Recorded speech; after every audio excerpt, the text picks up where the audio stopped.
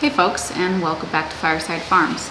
Today I have a huge array of seeds in front of me, and I'm going to be going over every single fall crop that I will be growing this fall on my desert homestead. And hopefully, if all goes well, long into the winter as well.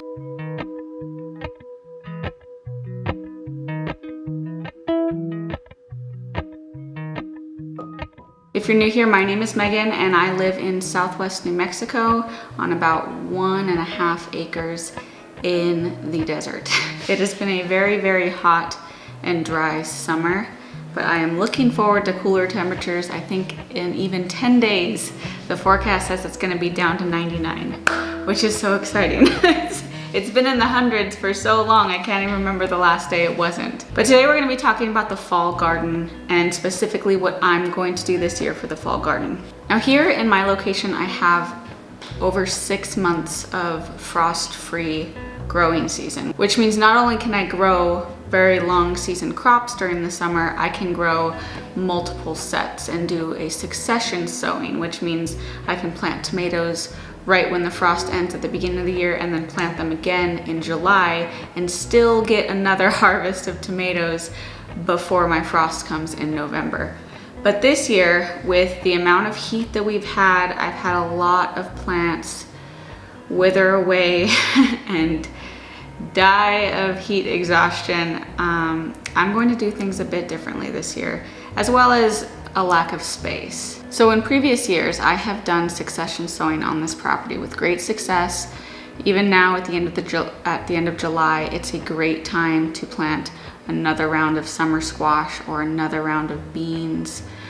But if I do that, then I will not have enough room in my garden to plant out all of these plants that I intend to harvest towards the end of fall and beginning of winter. And you greatly need to take into account your space when you are planning a fall garden, because you have to remember that if you start a bunch of broccoli seeds right now that prefer the cool weather, if you just planted the last bed you had open of squash, by the time you're ready to plant out these broccoli seeds, there's going to be no room to place them there. And you're going to either have to not plant out the broccoli plants or cull your squash from the garden. So what I decided to do this year was just not do any succession sowing of my summer plants in order to get as much space as possible ready for the huge fall crop I'm doing this year.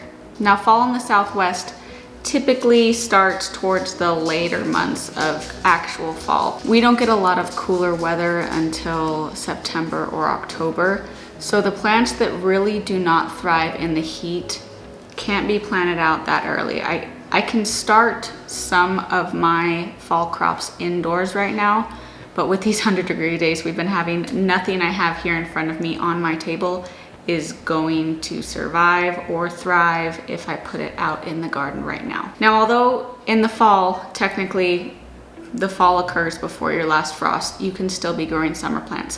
What I'm talking about specifically today are going to be frost hardy plants. That's because most of these plants that I am growing, or even the ones I've started in my indoor grow room right now, are frost hardy, which means I plan to keep them going even through November 1st, which is our first fall frost date. If I were to succession sow squash or more beans outdoors, they are not frost hardy. They would not make it past a freeze. So all of these plants that I'm talking about here today, even though I'm calling them fall crops, and there are summer plants you can still grow in the fall, I'm referring specifically to frost hardy plants. Now, what I did a little differently this year in terms of how I'm starting my seeds is I have done a little bit of shopping. I have a seed haul for y'all that there are some plants here I've never grown before, so I can't tell you much about my experience with them. But I am separating my fall crops into more heat tolerant fall crops and more cold tolerant fall crops.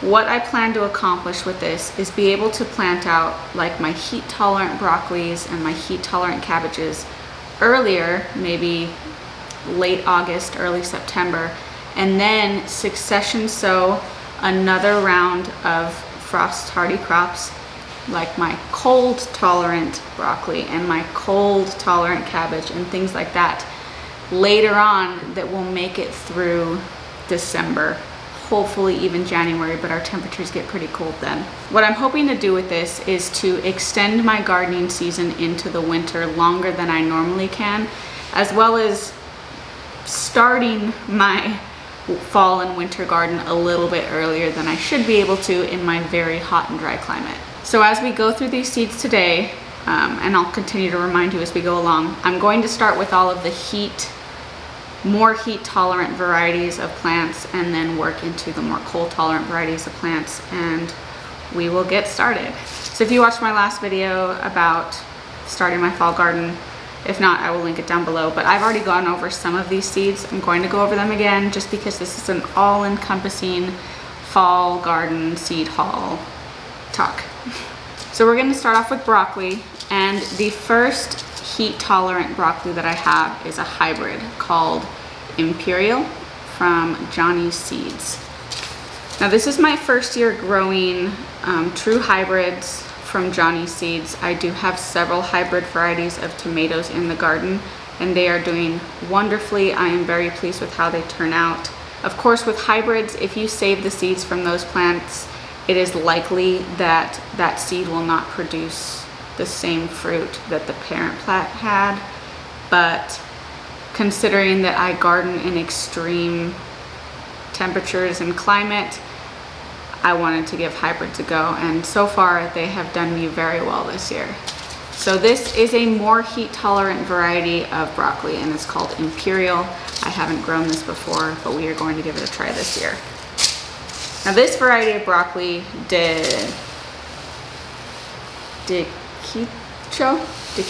Deciso, I don't know. Quicho broccoli, I have grown this before, and it is a good variety to grow about mid-fall. It doesn't do great in the heat. It doesn't do great in the super cold.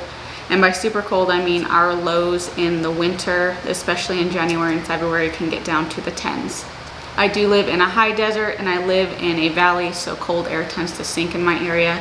I get a little bit colder than the rest of my area, but that's just what I've noticed from my own observations in my garden with a thermometer and etc., etc. But this is a good hardy heirloom variety that I've grown before. It tends to grow a pretty small head. I mean, it's not super big, but then it does continue to have offshoots, smaller headed offshoots that you can harvest throughout the season as long as the plant lives. Now the next two broccoli varieties I have are going to be my colder, more cold tolerant varieties of broccoli that I have not seeded yet. I will be seeding them indoors in probably within the next month.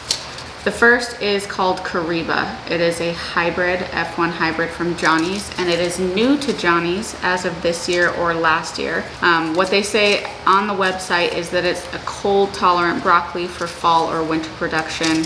It performs well for fall in the eastern states, and it's used for overwintering production in the southern states, which is me.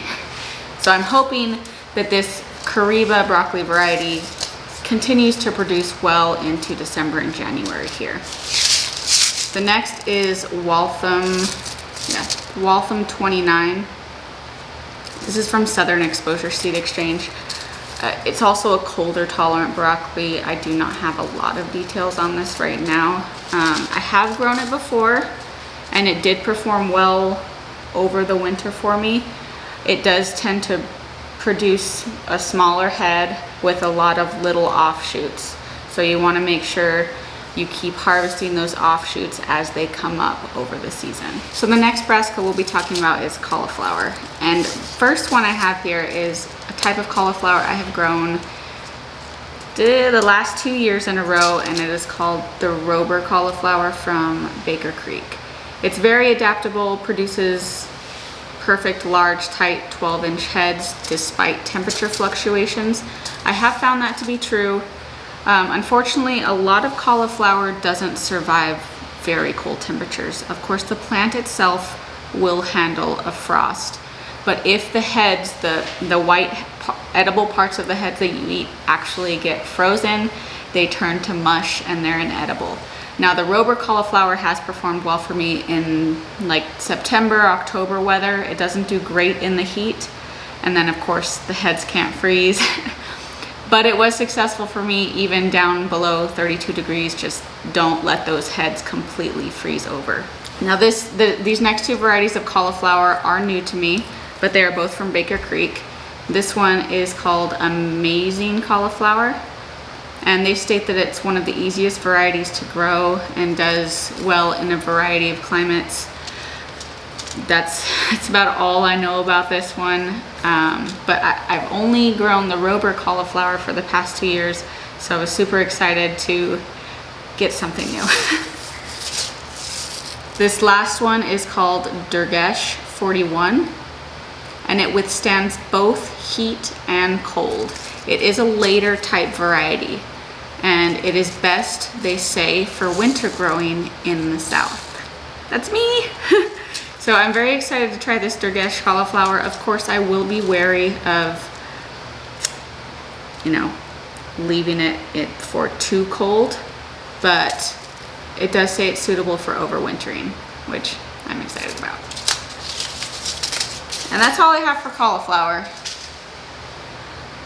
I do eat more broccoli than I eat cauliflower, and I've never grown enough at one time to actually preserve or do anything with it, but I do like riced cauliflower when it's like chopped up into looks like pieces of rice and frozen, and then reheated back and eaten as rice. So if I grow enough this year, I'm super excited to do that. What do we have next? Rutabagas. Rutabagas are amazing. I grew them for the first time last year.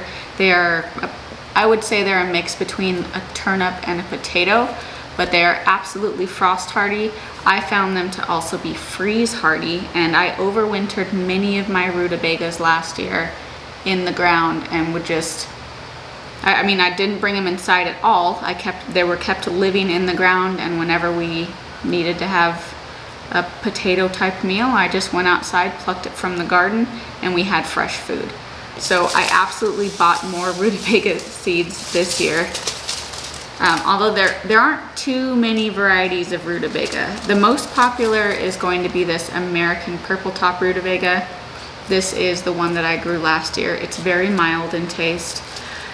Really, honestly, the best way to describe the flavor and the texture is a mix between a turnip and a potato. But you would use it as such. You would use it kind of like a potato. It's good to be boiled or sauteed or made into a soup. Can tend to be on the sweet side. The new variety I have for this year I got from Baker Creek, and it's called Marion. It is well suited to fall winter harvest and has good storage capabilities. So I don't have an amazingly heat tolerant rutabaga here. This still does prefer cooler weather, but this one did state that it is suitable for overwintering, which is, if I'm not looking for heat tolerance, I'm looking for cold tolerance, because our nights do get very cold here. So I'm hoping to have good luck with this one. And also, it's just gorgeous. Look at that purple. It's so pretty. And then this isn't a rutabaga. This is a turnip. But the purple top white globe turnip, this is an old seed pack. It's packed for 2021. I don't love the taste of turnips. I don't mind eating them, but I didn't grow any last year. I'm going to grow these this year just because I have the seeds, so why not? It's my motto, have the seeds, why not? So that's it for rutabagas. Like I said before, there's not a whole lot of varieties of rutabagas, and if you go to most seed sites, you're going to find the American purple top. It's a very good variety. It's well adapted to many climates. And if it's your first time growing rutabagas, I highly recommend it. Now for beets, the next root vegetable we are growing. So I don't start beets indoors, although it can be done. Root vegetables don't love to be transplanted, but these are a little bit more tolerant of transplant than most. Like carrots, you should not transplant these. These have to be direct sown on the ground, but you can start beets indoors. I don't love beets. And although you should grow what you love to eat and don't just grow a bunch of useless things that are gonna sit in your garden and go bad, if you don't like the taste of beets, that earthy dirt taste, you can grow lighter colored beets that don't have a lot of the chemical that makes them taste that way. It's a specific chemical. And so I bought what's called albino beets this year. It has sweet white flesh that's unusual and tasty, and this beet can be used for making beet sugar, which is very interesting to me. It's something I've been looking into. So I absolutely had to buy this, and I will be growing it this year, along with, I'm gonna give them a try again.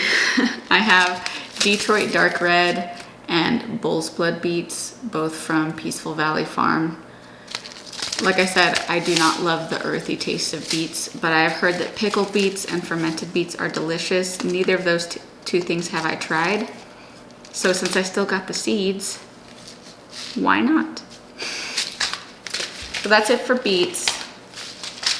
And we will do the last root vegetable right now as well, which is carrots. Oh no, I also have radishes. I have a ridiculous amount of carrots. In fact, this isn't all the seeds I used to have, but a lot of these packets are, as you can see, free seeds.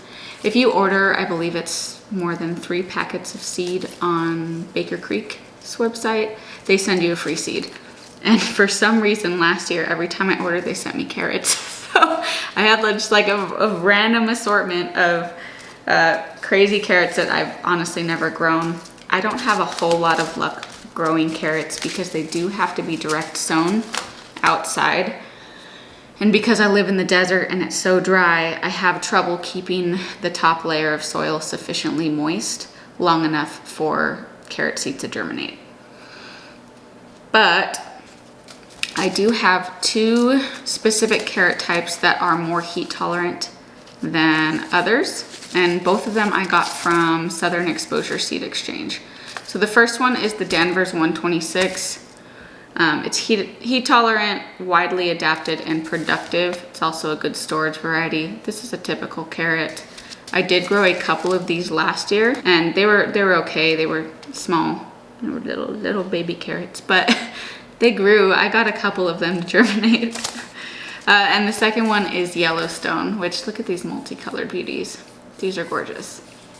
I did also have a couple of these come up last year. I just have the worst time growing carrots, but I have so many seeds. Of course, I try again every year. So this one is a solar yellow carrot. They grow about 7 inches in that classic Danvers shape. The bright yellow roots are sweet and crisp. So I've heard. This is what the packet says. I've never grown this one. The seed packet hasn't even been opened. And I think I got this from my mom. I don't know how I got so many seed packets of things that I can't grow.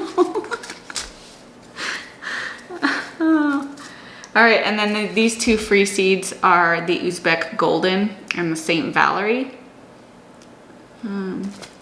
Nothing too special about these, but I'm gonna try them because I've got them. That's it for carrots. Now radishes. I have gotten a bunch of free radish seeds from Johnny's as well. I always get radishes too.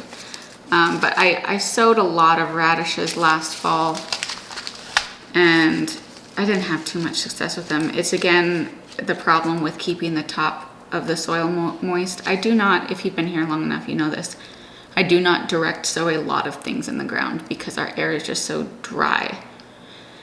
And even in the fall, unless I direct sow during the monsoon seasons, which I'm not even sure we're gonna have much of this year, it's just incredibly difficult to keep it moist enough.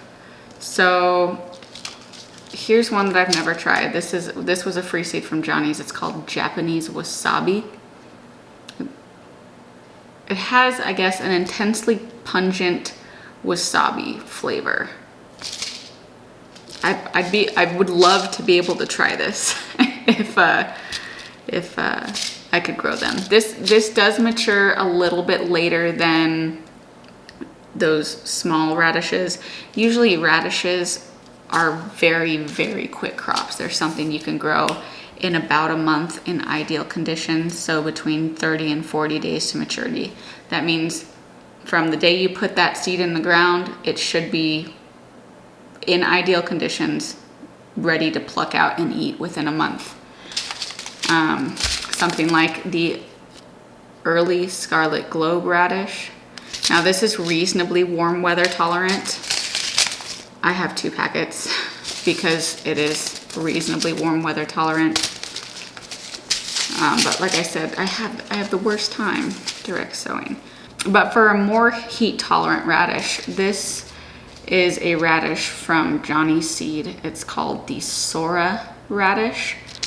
It's specifically stated on Johnny's website that this is more heat tolerant than other varieties. I did grow a couple of them last year. They didn't get too big, but they grew in the fall before the frost and they didn't bolt straight away, so that's promising. And then of course the classic Easter egg blend. I've never grown these with success, or if I did, because I just tend to sprinkle my radish seeds everywhere, I didn't get any pink, white, or purple ones. But we'll try it again. We'll just keep trying. Just try and try forever. All right, on to cabbages, and I have some new cabbage varieties this year. So both of the new cabbage varieties that I got are storage variety cabbages. That means they're going to take a longer time to grow out, and they're going to be more suitable for storing, like in a cold cellar, in a root cellar over the winter. If you keep cabbages in a more humid environment and cold, around 50 degrees, some varieties can last several months in storage. That means you have the potential to have a long storing winter crop that's completely fresh, which is amazing. Unfortunately, here in the desert, I do not have a root cellar or cold storage, but what I do have is a garage that, because of how cold we get at nights, does stay reasonably cool throughout the winter months of, January and February. So what I wanted to do was try 2 storage cabbages that do better in colder weather and are excellent for making sauerkraut. The first one is another hybrid from Johnny's. As you can see, when I get Johnny's seeds, specifically for either more cold or more heat tolerant, I write that right here on the seed packet. That just helps me to remember, because on the back of Johnny's seeds, they don't have specific variety information. They just have overall growing requirements for that type of plant. So they just have how to grow, how to harvest, common diseases of cabbages. They don't tell me the specifics of this variety, this Promise F1. So just to remind myself when I'm going through my seeds, this one is a cold-ish variety. And the second one, which is an excellent storage variety and good for sauerkraut, is from Baker Creek. It's called the Glory of Anquizin. There we go.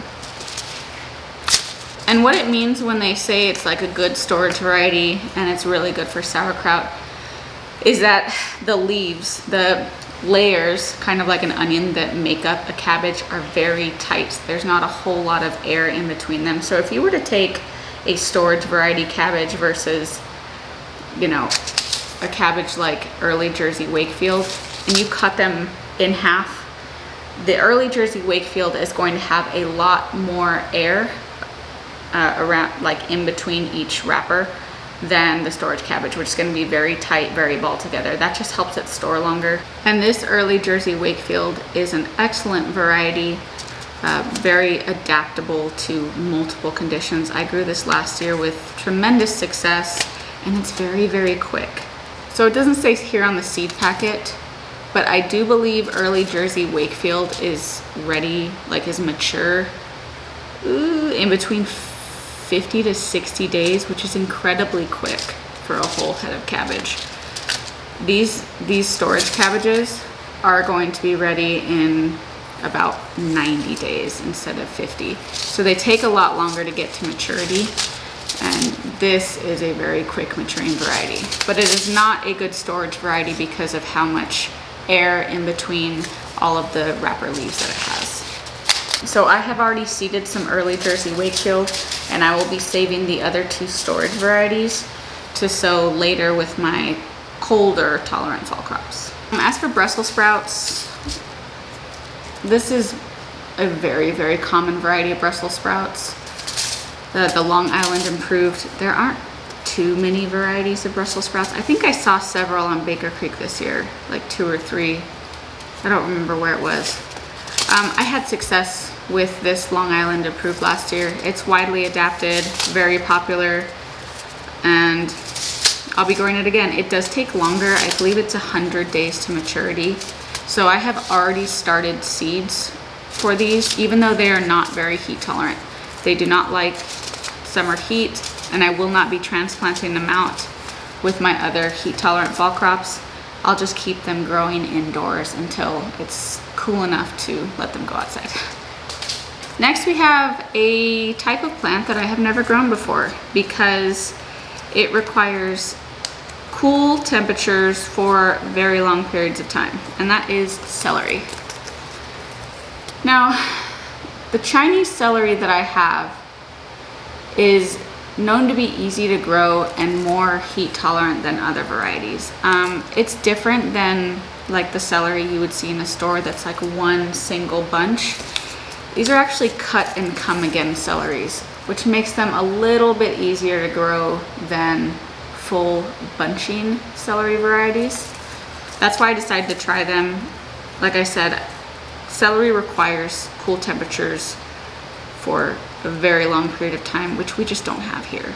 We are hot and then we're cool for like a month and a half, and then we're just cold. So it's very difficult for me to grow crops that require a long period of coolness.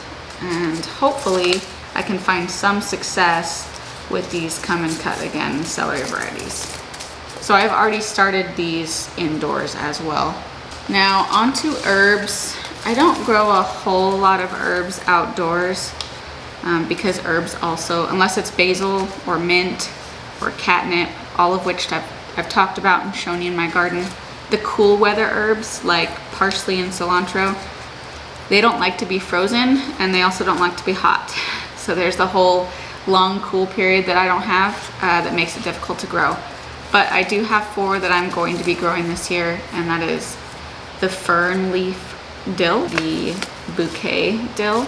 And the difference between these 2 is that this bouquet dill is more apt to give you seed heads. So if you want to harvest dill seeds, you want to use this flowering bouquet dill type.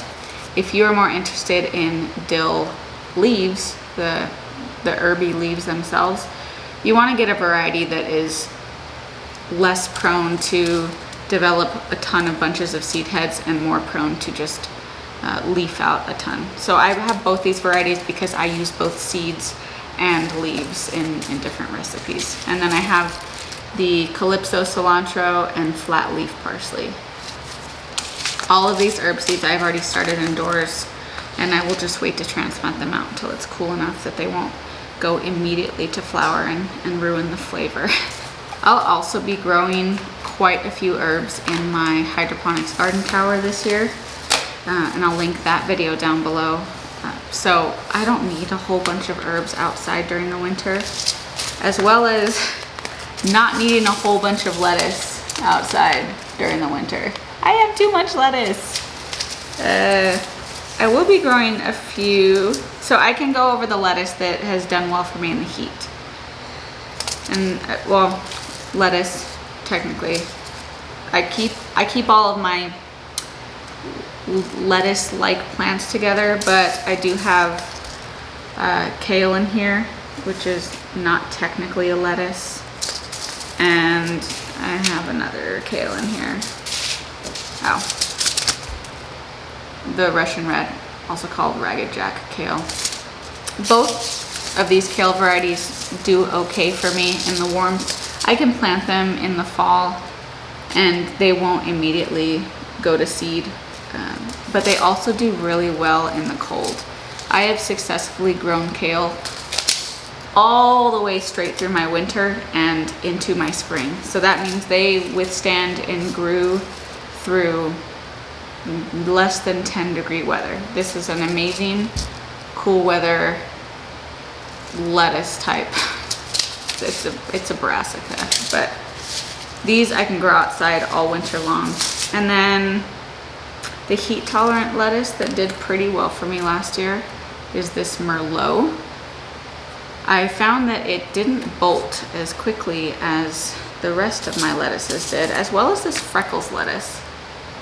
This is the cutest little thing. It's beautiful. It looks exactly like the picture when it grows outside. It's got these little red streaks in it, and it's like this cute little button head on top of this all. It's adorable, and the leaves are really, really soft, almost like a butter crunch, but it says it's got romaine type leaves. Maybe it just grew funny for me. I have so many lettuce varieties in here, guys. All of this. This is all lettuce.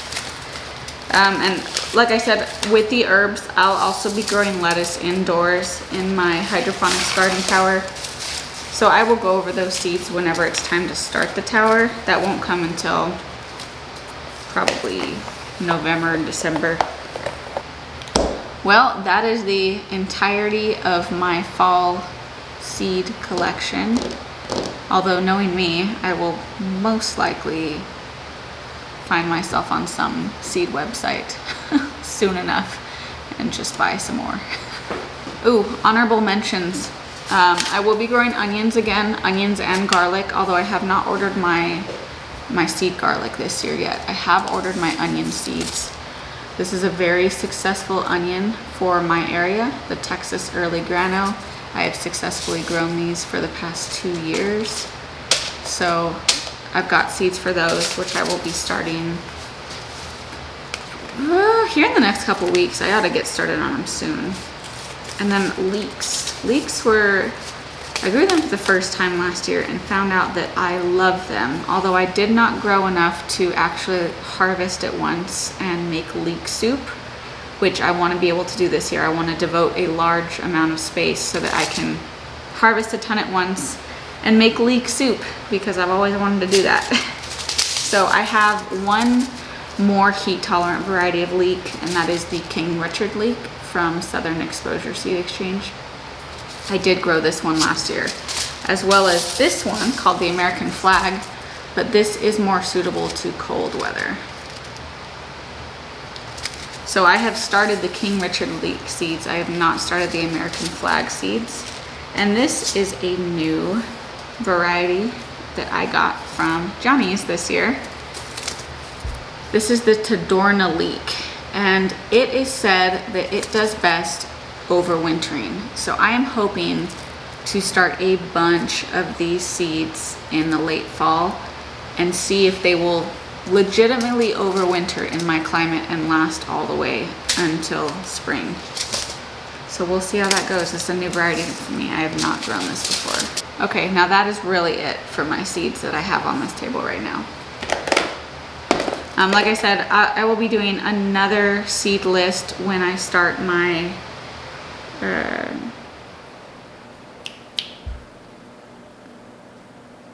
hydroponics grow tower. That's what I was looking for. So stay tuned for that. And if y'all have any questions about the varieties that I have here, I am absolutely sure I've left something out.